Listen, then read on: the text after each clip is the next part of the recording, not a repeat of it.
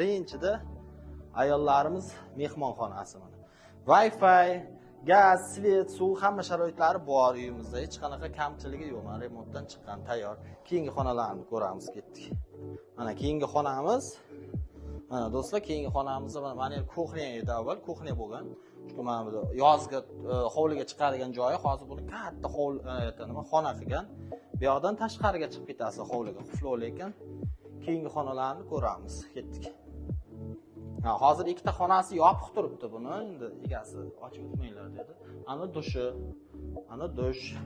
Mana bu spalnisi, endi spalnini ochmaymiz. Mana bu detskisi, garderobkalar, kiyim-kechak turadi bu yoqda.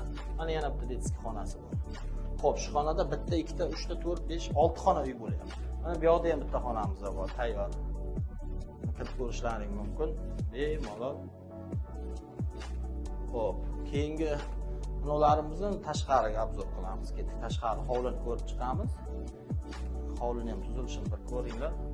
Mana hovliga kirib kelishdagi mana o'nli koridorni ko'ryapsizlar.